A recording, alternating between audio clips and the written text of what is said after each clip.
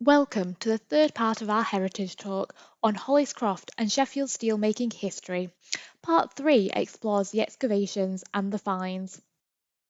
So when we started on site, the footprint tools building was demolished and the site looked like this. Now, this is um, it's a great photo because it shows you the church that was built in mid 19th century at the top of the hill, and it also shows you how actually steep Hollis Croft is.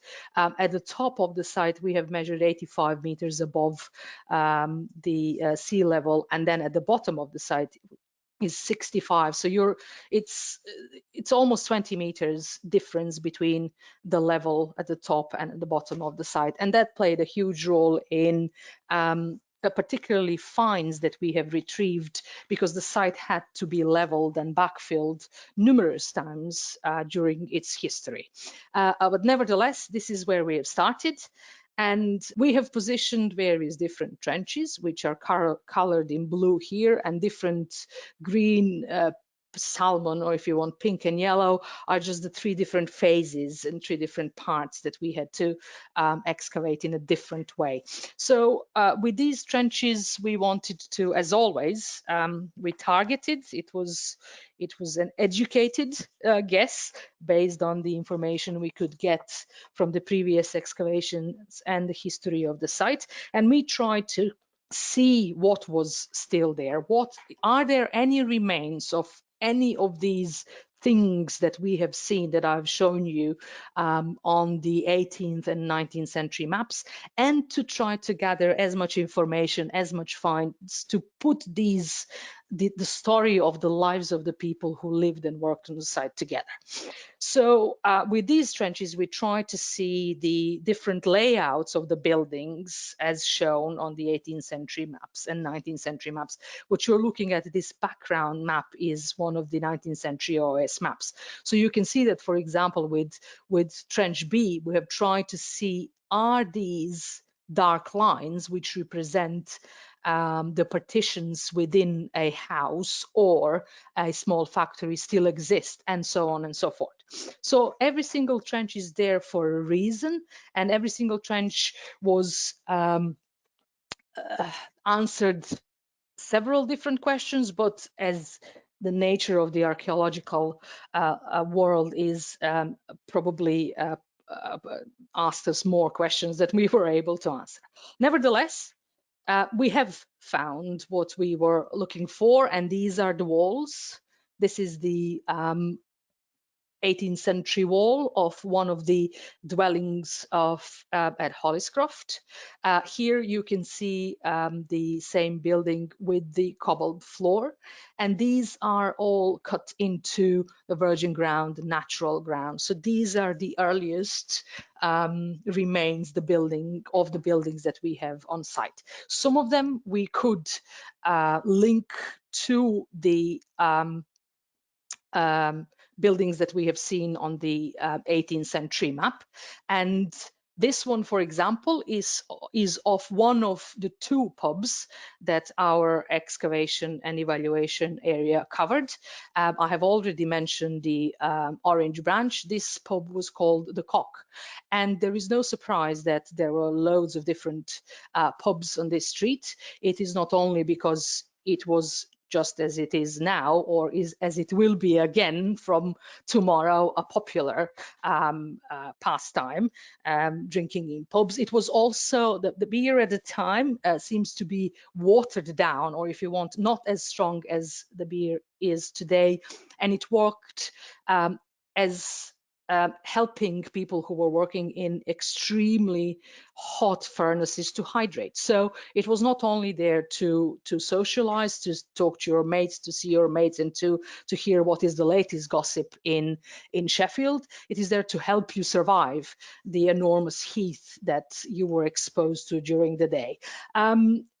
It was There are numerous paintings and information about how polluted and how hot Sheffield was at a time when chimneys were blasting and the furnaces were working 24/7, almost all year round.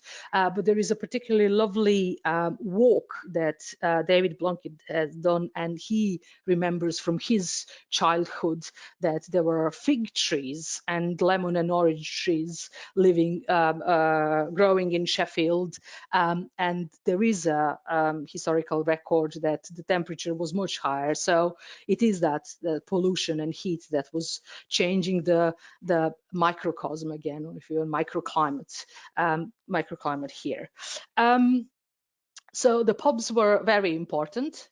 There remains of the houses which were opposite the pub. You can see here cobbled surface, which is outside the yard, then cobbled surface inside the house, and various different rooms divided by these brick walls, which are of the 19th century, late 19th century, but you can see that they're sitting on the earlier stone walls. Some of them are plot divisions, and some of them are there for bases of a larger buildings. Nevertheless, they are earlier than their 18th century.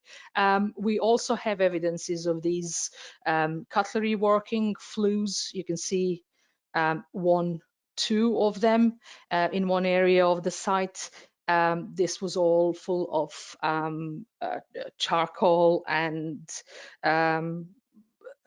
smoked and smoke affected bricks. We also then have a small work building here, and this one was particularly lovely not only because it had two clear divisions between two work areas with some metal bars and wooden beams in situ, but also when we have peeled off that top part, we have came across another layer, if you want, of archaeology, which by default, isn't it, lower down, it is earlier, it should be, and this one is in particular earlier, and this is 18th century with these bricks which are slightly later. But this floor here, these stone surfaces here, and in this room, this is all 18th century. And that relates to the works that I was telling you earlier that you could see on the Fairbanks plan from the 18th century. Again, more divisions, more bricks, more brick walls. They might look the same to a lot of people, but I have learned through researching and speaking to different people about the industrial archaeology that apparently no two cementation or crucible furnaces are the same. So they might look the same, they're all very different. What you can see here are again brick earlier and later divisions, but also very early, and by that I mean probably late 17th, early 18th century stone wall, which worked as a boundary division at the time. We have came across deep cellars and deep cuts. Again, no surprise. They are cut into natural. The base was stone.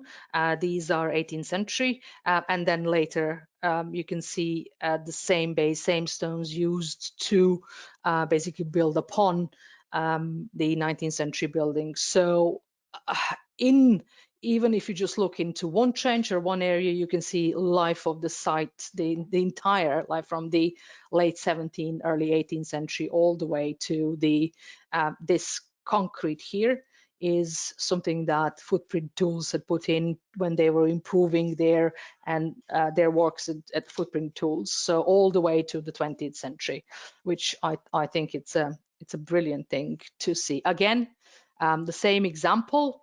So natural ground, geological, starts with robust stone walls and supports, and then it goes to the 19th and 20th century bricks and 20th century concrete slab. Now, here it's very important to notice these bullnose bricks, and they are indicators of crucible furnace, which I will show you in a minute the remains of. We have found the Orange Branch pub, and that is where it was. It's this entire area. This is the yard, and it goes to the back. Oops. And it is these step stairs that lead down into the cellar. We could not excavate that deep simply because our health and safety regulations are not allowing us to do that. It's dangerous, but we have combined with this remains plus overlaying that over the 19th century maps are very confident that that is the pub. The Orange Branch was there. It's probably one of the earliest. It's definitely the earliest pub at Hollis Croft, but it's one of the earliest pubs in Sheffield too.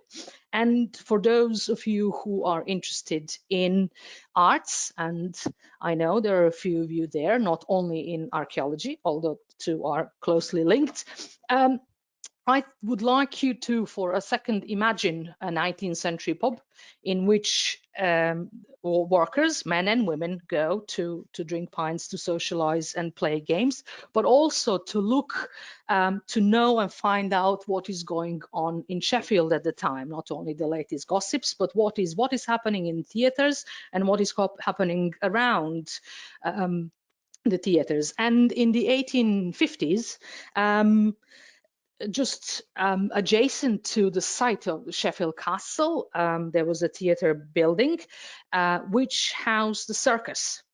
And one of the main circus performers and one of the main circuses at the time belonged to a guy called Pablo Fanche, who was the first black circus owner in the country at the time. And it was exceptionally skillful and very good horseman, and his shows were sold out. That's the same Pablo Fanche who was immortalized in the Beatles songs For the Benefit of Mr. Kite.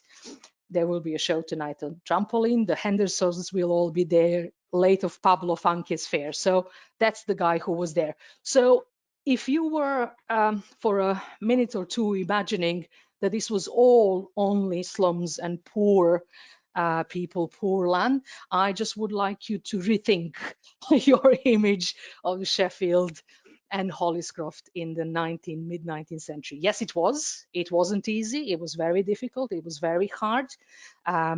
It wasn't easy to live. It wasn't easy to earn for the living. It most certainly was not pleasant to live adjacent to a massive forge, noisy and hot, but it wasn't. There were some silver linings there as well. There were some cool things happening in Sheffield at the time as well.